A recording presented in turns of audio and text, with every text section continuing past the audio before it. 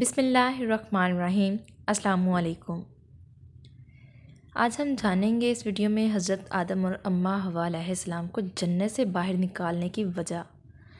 جب حضرت آدم علیہ السلام نے اماں حوا کے قائل کرنے پر ممنوعہ جتنی پھل کھا لیا تو اس کا لقمہ ابھی پیٹ تک نہ پہنچا تھا کہ جنتی لباس اتار دیا گیا۔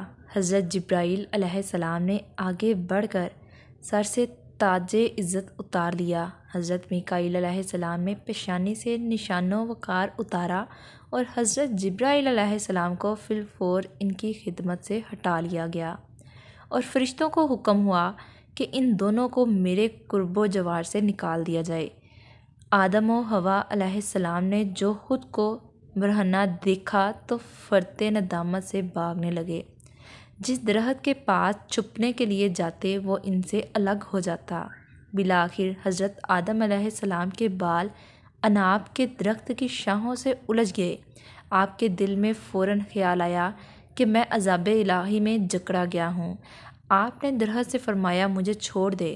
درخت نے کہا مجھے اسی بات کا حکم دیا گیا ہے، اگر خلاف ورزی کروں گا تو میری کیفیت بھی آپ کی طرح ہوگی۔ اس وقت حضرت آدم علیہ السلام کی زبان سے الامان الامان کے الفاظ نکلے۔ خطاب باری تعالیٰ ہوا، اے آدم، مجھ سے بھاگ کر جانا چاہتے ہو؟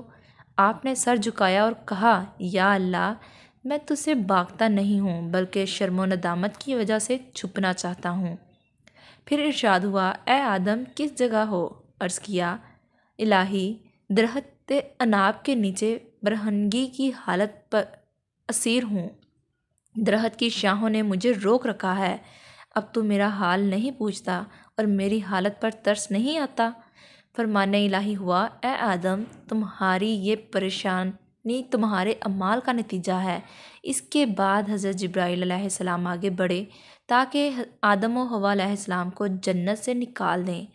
حضرت آدم علیہ السلام نے ستر پوشی کے لیے جنت کے درختوں سے پتے طلب کیے مگر سب نے پتے دینے سے انکار کر دیا سوائے درخت انجیر کے۔ بعض جگہوں پر زیتون و کھجور وغیرہ کا بھی لکھا گیا ہے۔ پھر اماں حوا کو مخاطب کرتے ہوئے ارشاد ہوا، اے حوا، کیا سبب ہے کہ تم خود بھی گمراہ ہوئی اور آدم کو بھی ورگلایا؟ اپنے اور آدم کی برہنگی کا سبب بنی۔ حوا نے عرض کیا، یا رب العالمین، یہ بات میرے تصور میں بھی نہ تھی کہ کوئی تیرے نام کی جھوٹی قسم بھی کھائے گا۔ مختصر کے فرشتوں کو حکم ہوا، آدم کے سر کو درخت سے آزاد کراؤ۔ حضرت آدم علیہ السلام کو جب یہ یقین ہو چلا کہ عتاب خداوندی سے رہائی ممکن نہیں تو اللہ تعالیٰ سے بخشش کی عاجزانہ دعائیں مانگی اور آپ صلی اللہ علیہ وآلہ وسلم کا واسطہ دیا۔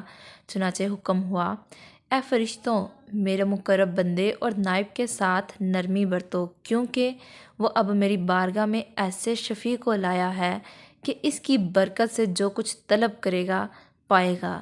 اے آدم، ہم نے سر زمین پر تمہیں اس لیے تخلیق فرمایا ہے تاکہ زمین کی خلافت و عمارت اور اس کو آباد کرنے کی ذمہ داری تمہارے سپرد کریں، لہٰذا تم جاؤ اور وہاں اقامت گزین ہو۔ حضرت آدم علیہ السلام نے عرض کیا، کیا مجھے دوبارہ بہشت میں داخلے کی اجازت مل جائے گی؟ چنانچہ قرآن پاک کی سورہ البقرہ میں کچھ یوں ارشاد ہے، پھر شیطان نے انہیں اس جگہ سے ہلا دیا اور انہیں اس راحت کے مقام سے جہاں وہ تھے الگ کر دیا اور ہم نے حکم دیا کہ تم نیچے اتر جاؤ، تم ایک دوسرے کے دشمن رہو گے۔ اب تمہارے لیے زمین میں ہی معینہ مدت تک جائے قرار ہے اور نفع اٹھانا مقدر کر دیا گیا ہے۔ پھر آدم نے اپنے رب سے عاجزی اور معافی کے چند کلمات سیکھ لیے، پس اللہ نے ان کی توبہ قبول فرما لی۔ بے شک وہی بہت توبہ قبول کرنے والا مہربان ہے۔ ہم نے فرمایا، تم سب جنت سے اتر جاؤ، پھر اگر تمہارے پاس میری طرف سے کوئی ہدایت پہنچے تو جو بھی میری ہدایت کی پیروی کرے گا نہ ان پر کوئی خوف ہوگا اور نہ وہ غمگین ہوں گے، اور جو لوگ کفر کریں گے اور ہماری آیتوں کو جھٹلائیں گے تو وہی دوزخی ہوں گے اور اس میں ہمیشہ رہیں گے۔ یوں اللہ تعالیٰ نے حضرت آدم علیہ السلام کے دوبارہ جنت میں جانے کے سوال کا جواب ارشاد فرما دیا۔ پھر حضرت جبرائیل علیہ السلام کی قیادت میں آدم و حوا علیہ السلام روانہ ہوئے۔ آپ نے جبرائیل سے پوچھا، مجھے کہاں لے جا رہے ہو؟ جبرائیل علیہ السلام نے کہا، جہاں جس مٹی سے آپ پیدا ہوئے تھے۔ پوچھا، عارضی یا مستقل؟ کہا، یہ بات میرے علم میں نہیں ہے۔ پوچھا، وہاں میرا رفیق تنہائی کون ہوگا؟ کہا، وہی جس کے کہنے پر آپ نے پھل کھایا تھا۔ پھر یہ قافلہ یکے بعد دیگرے زمین پر اترا۔ حضرت ابن عباس رضی اللہ عنہ فرماتے ہیں کہ حضرت آدم علیہ السلام کو مکہ اور طائف کے درمیان وہنا کے مقام پر اتارا گیا۔ ابن ابی خاتم اور حضرت حسن بصری فرماتے ہیں کہ آپ کو ہند میں، حضرت حوا کو شہر جدہ میں، ابلیس کو بصرہ میں اور سام کو اصفہان میں اتار دیا گیا۔ تاہم جگہوں کے بارے میں مختلف روایات ملتی ہیں۔ بہرحال جب حضرت جبرائیل علیہ السلام حضرت آدم علیہ السلام کو چھوڑ کر واپس چل دیے تو آپ نے کثرت سے گریہ وزاری کی۔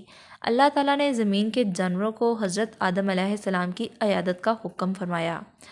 جب جانوروں کے گروہ جمع ہو کر آپ کے پاس پہنچے تو دیکھا کہ آدم گردن ڈالے مصروف گریہ تھے۔ تمام جانور منتفر ہو کر واپس چل دیے کہ کہیں ہم بھی ان کی نافرمانی کی وجہ سے عذاب الہی میں گرفتار نہ ہو جائیں۔ اس سے حضرت آدم علیہ السلام کی گریہ وزاری میں مزید اضافہ ہو گیا۔ اللہ تعالیٰ نے ان پر رحم فرمایا اور ان کی معافی کو قبول فرما لیا۔ دعا ہے کہ اللہ کریم ان کے ذکر خیر کے سبب ہماری بے حساب مغفرت فرمائے، آمین ثم آمین۔ ویڈیو اچھی لگی ہو ویڈیو کو لائک اور چینل کو سبسکرائب کرنا مت بھولیے گا۔ شکریہ۔ خدا حافظ۔